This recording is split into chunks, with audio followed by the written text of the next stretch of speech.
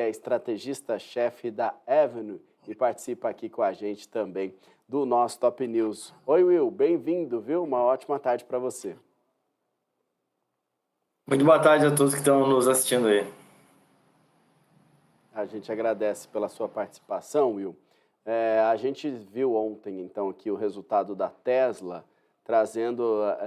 havia uma expectativa muito grande, né? Mas os números acabaram não vindo tão fortes quanto se esperava. Porém, tem a questão aí dos novos lançamentos, uma nova forma também da empresa reagir ou projetar os seus negócios daqui para frente.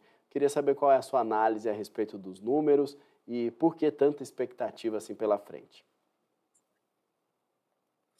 Pois é, na verdade, que nem você comentou, os números eles não foram bons, né? Essa que é a verdade. E chama atenção porque agora há pouco a gente teve o do Facebook, ou da Meta, a gente pode comentar aqui daqui a pouco, né? Mas os números da Tesla foram piores do que o mercado estava esperando, tá? Tanto na sua receita quanto no lucro. O ano de 2024 começa, assim como o Elon Musk já tinha comentado, que ia ser um ano difícil, que ia ser um ano desafiador. E aí não é por acaso que as ações da Tesla acumulavam mais de 40% de queda somente no ano de 2024.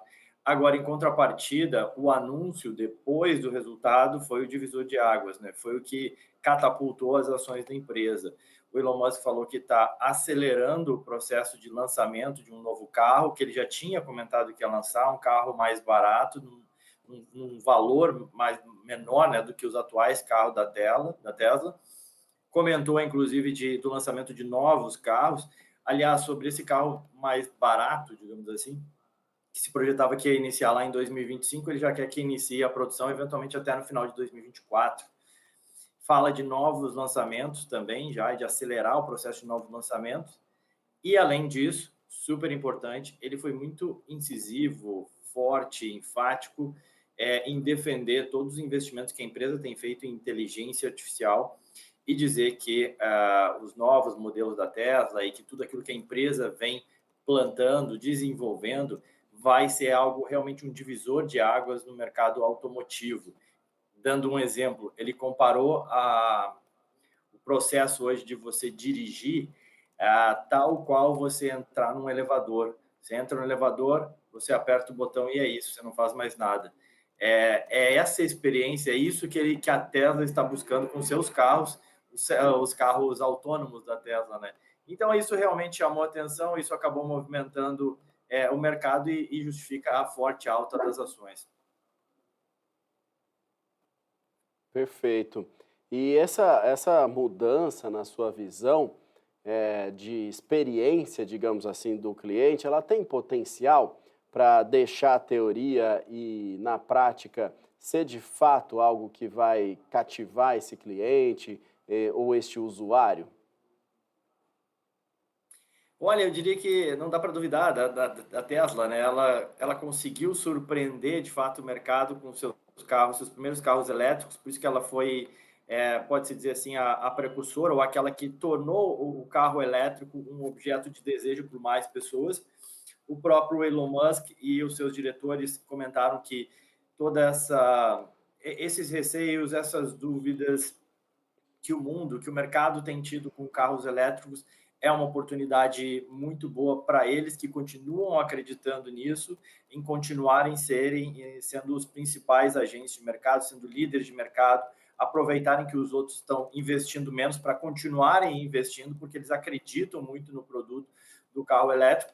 Então, e eu acho assim, a Tesla tem essa capacidade de surpreender. O Elon Musk é um cara que consegue se comunicar muito bem com os acionistas, com a mídia em geral, e isso chama atenção e obviamente e aí não à toa que as ações repercutiram. E vamos ver, né, o que eles conseguem trazer, né? De fato, se você pensar nos lançamentos da Tesla, né, o Cybertruck, os seus carros, todos eles surpreendiam, né? Eles chamam atenção, né? Você pode até não gostar do Cybertruck, mas você fica curioso de querer ver aquele negócio andando na rua, né? Com certeza, Will. Falando agora sobre a Meta, então, o antigo Facebook, veio aqui o lucro superando a previsão, mas o guidance decepcionando. Neste momento, a ação caindo 12% no mercado. O que você já viu dos números e pode contribuir, pode colaborar aqui com a gente, com a sua análise? Exatamente, fez um bom resumo, tá?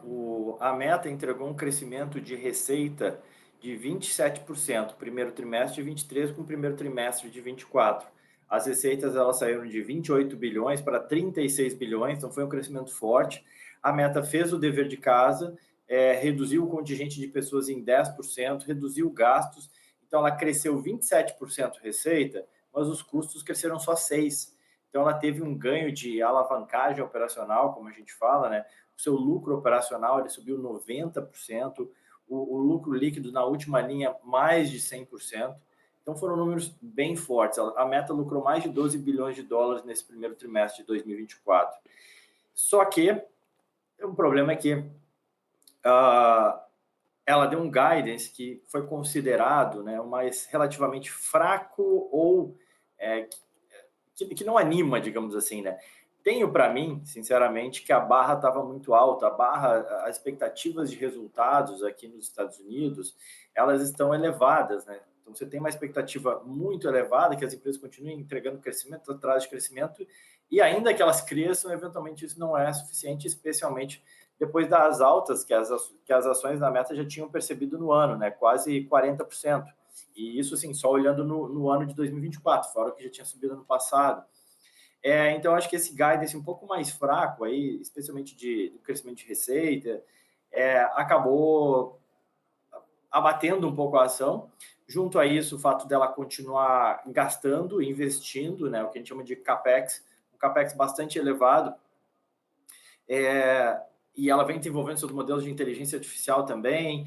E eu digo que, assim, em relação à Tesla, isso acaba pesando, em relação à Meta, isso acaba pesando um pouco negativamente, porque foi um problema no passado, né? A Meta gastar em alguns projetos que não se mostravam muito eficientes, né? A questão dos seus óculos de realidade virtual, do metaverso e por aí vai. E esse negócio não deu muito certo, então preocupa o mercado quando eles vêm com um capex mais agressivo, né? Will, você falou bem, né? A questão do metaverso aí.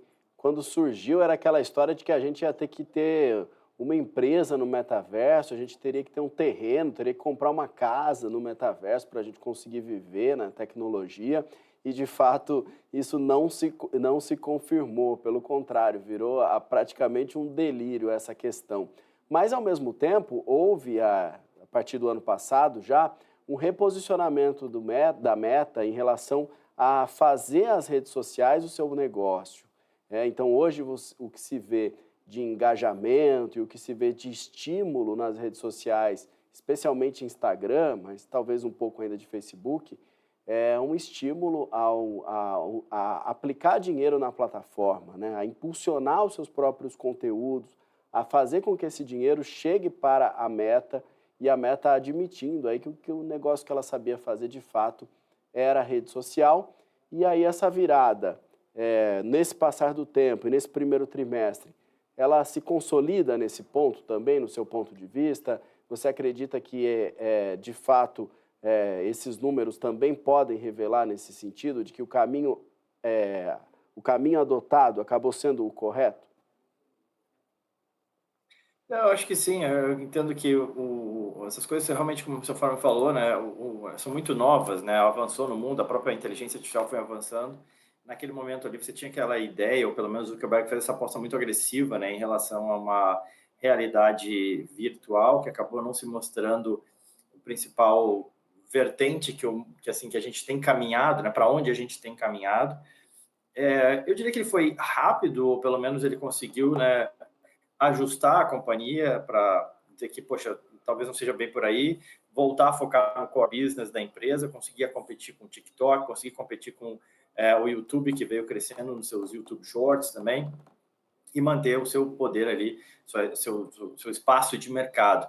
Vale lembrar também que o business, né, o negócio de advertising, de publicidade, ele é cíclico, ele depende também da economia estar rodando.